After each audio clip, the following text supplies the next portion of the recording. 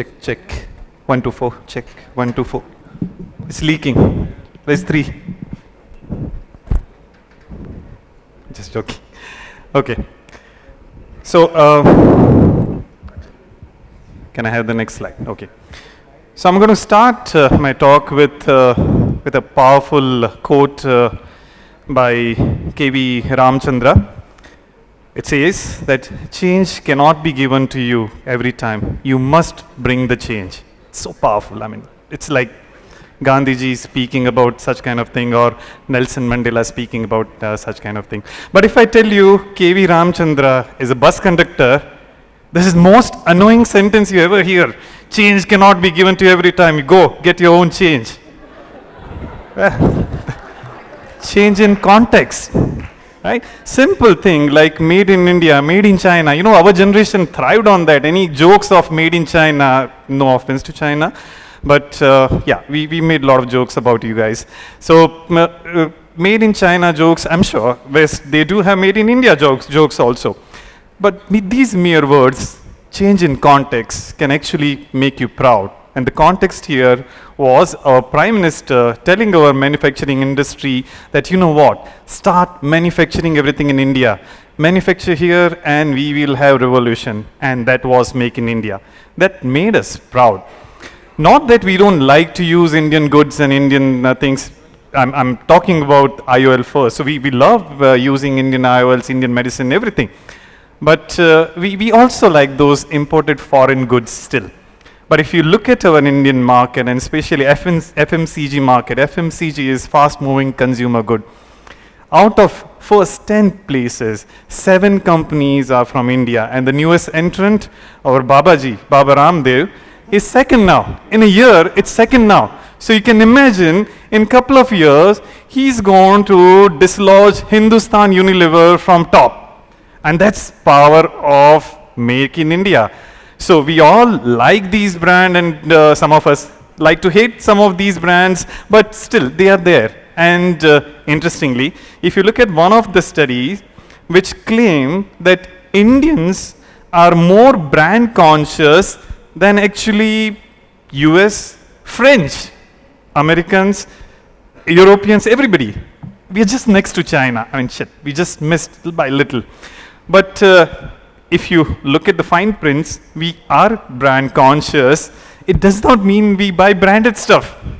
We are brand conscious, but when it comes to buying, we buy something which looks that branded, which looks very classy, but it's very cheap. Let's agree to that. So whenever it comes to the market, whether it's in medical market or whatever market, we are really extremely cost conscious. And I really like this part. It's something really funny that you can have good, cheap, and fast. You can pick any two, and that's the truth. So we are very, very cost conscious market, and I can remember when I go out for any shopping with my wife, my heart goes out to that seller. Oh, I can imagine what you're going through. I mean, they'll bargain. We are queen and kings of bargaining and everything, including on dais, we said that, you know what, we must bargain. We must bargain for everything. And doing that, sometimes we do end up compromising in quality. That's okay. A little bit here and there is absolutely fine with us. But unfortunately, that's actually not okay. Whenever it comes to something like buying drugs, buying instruments, buying lenses. So I would like to tell our industry that yes, we are brand conscious, yes, we are cost conscious, but it does not mean we compromise on quality, because sometimes these quality can bit you at the long run. Also, when we talk about the Make in India story, we are actually talking about half-truth. We are actually just talking about making India, but we forget there's one more line under that, that's called zero defect and zero effect. What is mean by that is that the quality should be supreme so that there is no defect in the manufacturing and it should not hurt the environment. So that's zero defect and zero effect policy, and that's very important part of Making India. But if you do not include into that, then we suffer with the quality. So there is absolutely no calm about that we must care about quality. Whether we buy these things from our own sellers, we buy these things from our own industry, there is absolutely no question of compromise with quality. It also means that we do appreciate good quality, but the economics part is something which is still at forefront. Talking about the economics of lens, I'm talking about first lens. So this is Indian market. Every year we use 20% in different ranges. But if you talk, just forget the 10% on the top part, which is premium lenses like multifocal, torics and something. Most of the lenses, in fact, the 70% of lenses are actually Indian-made lenses. We are already using them. they're not new to us. I mean, we are already using them. And these multinational lenses are actually just 20%. And they are like 13 lakh lenses per year. But when you actually calculate the cost involved here, and if I'm taking an MNC lens at 5,500 rupees, if you multiply it by 13 lakh, that means you are incurring an expense of 715 crore rupees every year because of these multinational lenses.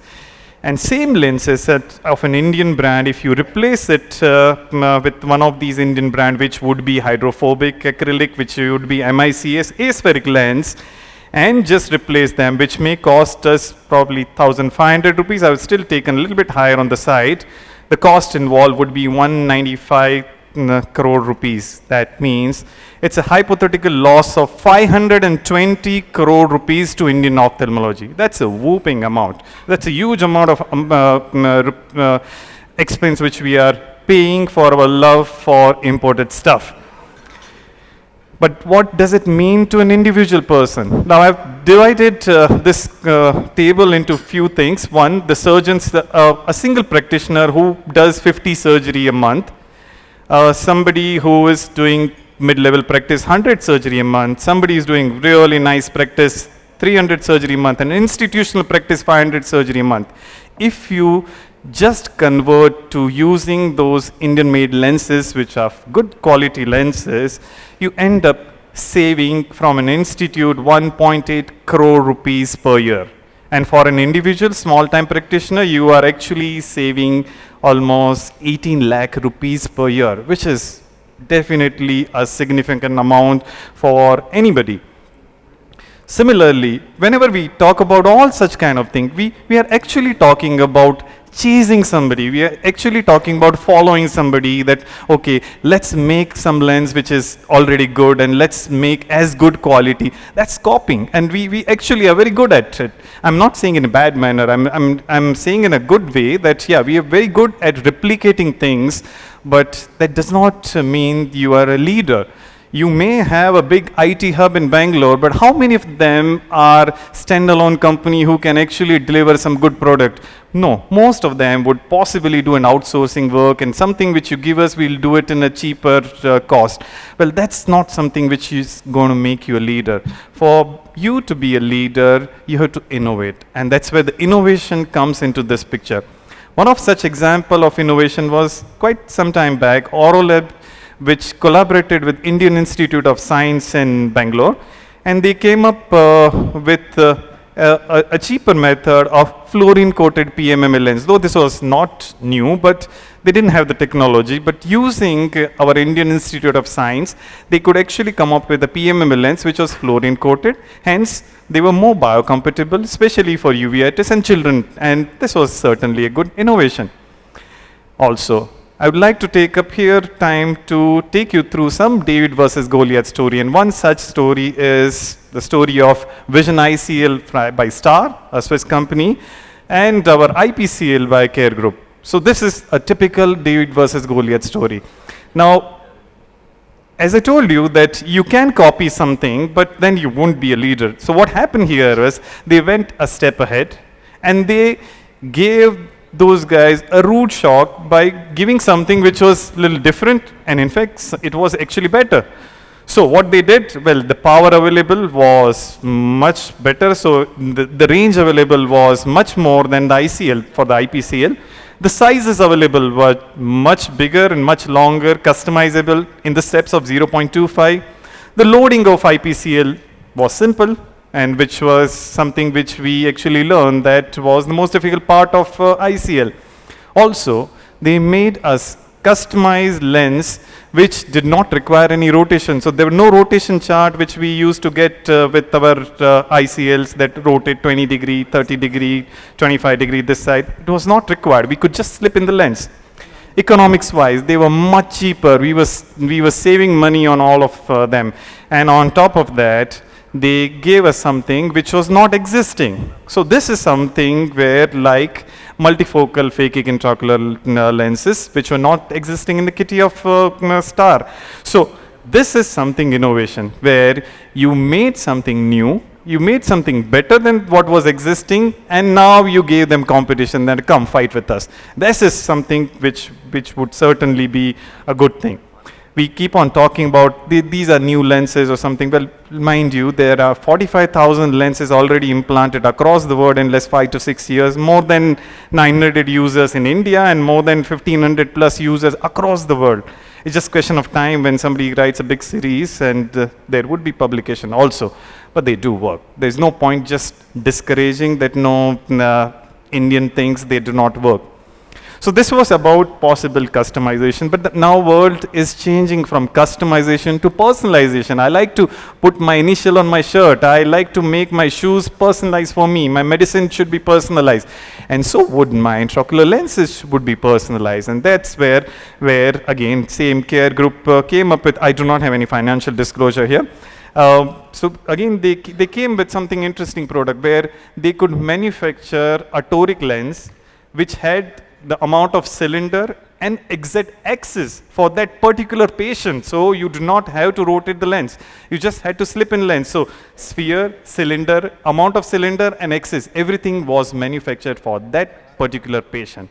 That's personalization, not even customization. This is personalization. So you did not require any online custom calculator. You did not require any intraocular instrument to adjust the axis and everything. And that's something personalization or customization. So one such example I'm giving you, one of my patients with advanced pellucid marginal degeneration with cataract came to me, and we implanted a custom toric lens here. Now you just look at the cylindrical power. The cylindrical power which I implanted was possibly the highest cylindrical power ever implanted, 22.5 diopter cylinder. I mean, I was scared myself that 1 degree here and 1 degree there, what patient would see, but patient actually did really well. The lens remained stable for months together still, and patient is absolutely happy. At what cost? Well, the cost was less than the cost of a multifocal lens by an MNC company. So this is innovation where you are spending less, but you're getting something which is possibly not just world class, but world leader in your choice. I would like to show you one small video. I like to take such kind of videos on day one when I open the patch, like to take their first expression, how do they feel like. So this gentleman who had pellucid marginal degeneration, advanced pellucid for so many years together, had not seen anything clearly, Pharma.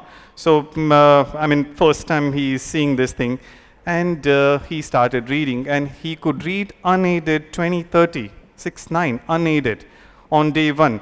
And he was so thrilled. I mean, he was almost emotional and had tears in his eyes, and so was the surgeon emotional, because surgeon got a good video and could show off like this thing. No, jokes apart, but it's something which gives you tremendous satisfaction. And that's the innovation to me, ladies and gentlemen. There's something which touches the human being, which changes their life, and that's the innovation for me. These kind of things, if we are able to make such kind of stories, which certainly makes us proud in terms of a condition or a treatment which is conceived in our country, or an instrument which is built in our country, or a lens which is manufactured in our country, and we can propagate across the world. Well, that's what I call innovation. Rohit was talking about that we will get different people here, so we have something, a unique approach where we can interact with them. I would like to find out if Mr. Lal Dave from Care Group, if he is around. I would like to borrow him for Lalbhai, if you can you give him a mic, please? So Mr. Lal Dave is the owner of Care Group, and I would like to find out something from him, that how easy or how difficult it is to innovate, how easy it is for a company to come out with something which can be quality assured, and how easy is or how difficult it is to compete against somebody who is already established. Well, thanks for inviting me. I wasn't expecting this. No, so you can tell us your experience, like when an Indian company tries to put a fight against, and fight in a good sense, against somebody who is already established, and making sure you maintain the quality and still go ahead and do innovation. In fact, it's the multinationals who have made my task of innovation very easy. What we do is we look at lenses available in the market and we see what improvement can be made on them. And that improvement is our innovation, and we go out of our way to patent it. It costs us about $1 million for the life of the patent. But that patent is very important because then nobody can copy it. Okay. For example, we developed the first multifocal lens, IDEF, Okay. which is in about 100,000 plus eyes. And then trifocal lenses came in. So there was a problem of halos and glare with both Physiol and with Zeiss. So we sat down and figured out that halos and glares can be removed. How do we eliminate them? So our scientists, and there are just two of them, they burn the midnight oil to find the solutions. So we figured out that if we can cut down the loss of light to under 10%, halos and glare would not be noticed by the patient, because the brain is trained to ignore, ask the eyes to ignore them. And we did that. And we have an excellent lens where the doctor doesn't have to counsel, saying that, well, this is a trifocal lens from a multinational company. You may have to adjust for a while to the halos. You may see them, but they may disappear. Halos don't disappear. People don't get adjusted. They have to live with it. They are compelled to live with it. Now, tell me one thing. I would rather want to know that when you run an Indian company, how do you make sure about quality? First of all, quality is not a static thing. It's a constantly moving target. Okay. Now, when we first started focusing on quality, my biggest issue was, how do I make my workers understand that there is something better that they can do and not just feel that what they are doing is the best. So I did a unique experiment. I went around and hired as many handicapped people as I could. As many handicapped? Handicapped, yeah. So those who did not have arms, who had no legs, who were dumb and deaf, who could not speak. Because who understands the importance of handicap? Okay. The handicapped. And how many of them? How many of them you have? Well, now amongst the 1,600 employees, I have about 500 plus handicapped people. Yeah. Wow. Okay. Okay. That's real. What they do is, they understand how to be perfect, and they have the skills to deliver that. And when they do something better, the rest of the people, the rest of the workers, they feel embarrassed that, well, we also need to do this. So we are always chasing. In UK, there's a sport of dogs race. You know, dogs are being raced. And in that, there's a mechanical rabbit. And who is being chased by the dogs? So you keep increasing the speed of the mechanical rabbit, and the dogs will run that much faster. So this is how we ensure that the quality is maintained. Secondly, quality doesn't begin when the lens is made. Quality begins when it is conceived. Okay. So whenever, and we make our own material. We don't buy material from anyone. So right from material stage, now we have introduced quality at every point. You buy a monomer, you have to analyze the monomer. And believe me, 2 out of 5 batches of monomers we reject. And the company says, from whom we buy, that, well, I mean, this kind of everybody accepts. I said, no, we can't accept it. It's going to be made into a lens and it's going into somebody's eyes. It could be my father's eye, my mother's eye, doctor's father's eye, and there are so many doctors whose parents have our lenses in their eyes. How did you stand against the multinational company who are already having financial power in front of and possibly, I'm assuming, possibly limited financial availability? Himanshu Bhai, I do not have to stand against the multinational companies. It's the doctors who need to understand where their glory, where their finance, where their prosperity lies. I can't go and explain to them. And the other thing is, a big misconception in subconscious mind of most of the doctors. If it is a monofocal lens from a multinational, it's considered a premium lens. It's not a bloody premium lens. It's a simple monofocal lens. Even in a monofocal lens, the kind of innovation that can be made, they haven't made.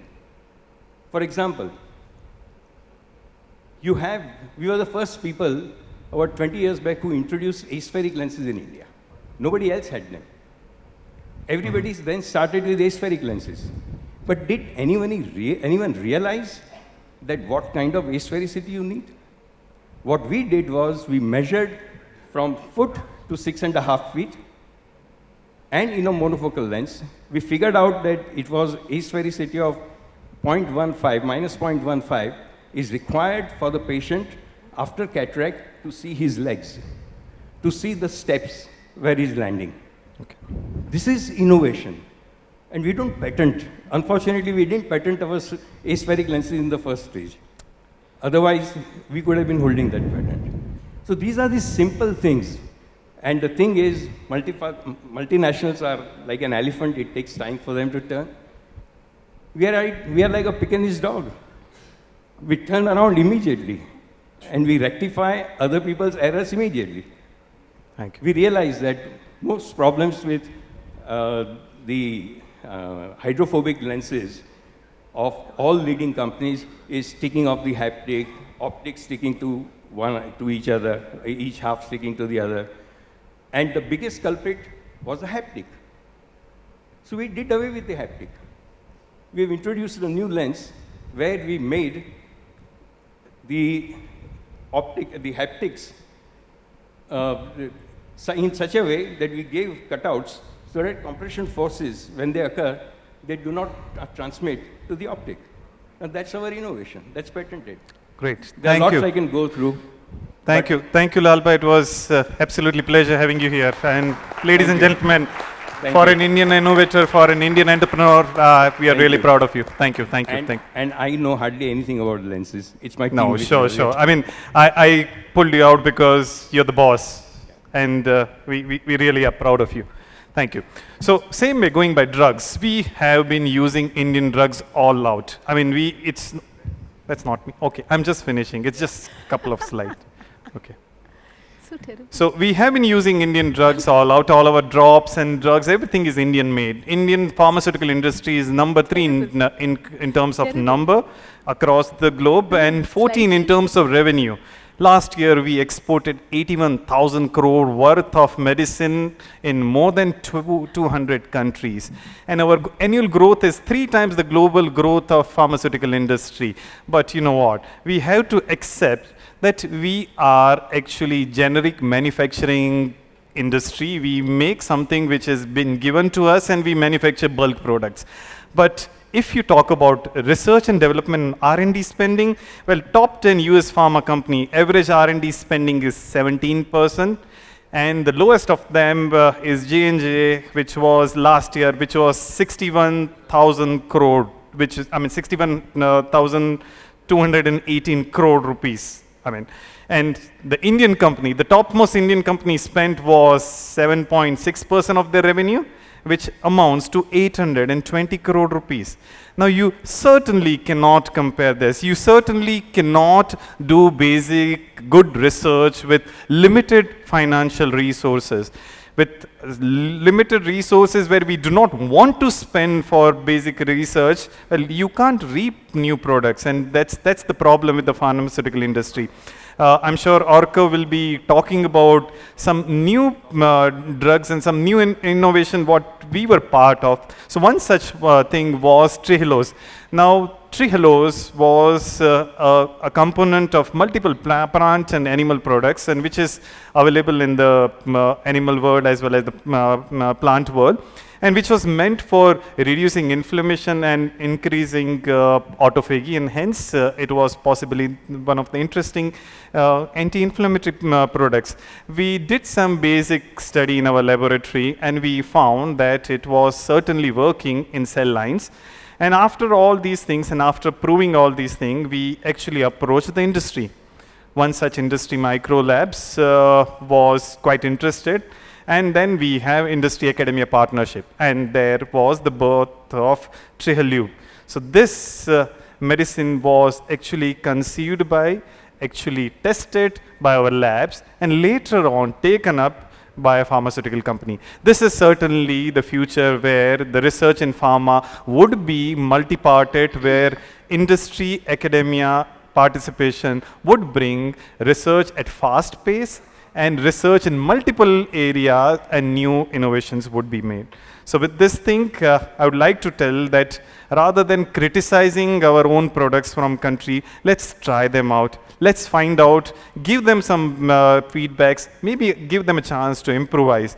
Because finally, as Mahatma Gandhi's famous quote says, that first they ignore you, then they laugh with you, then they fight with you, and then you win. Thank you very much.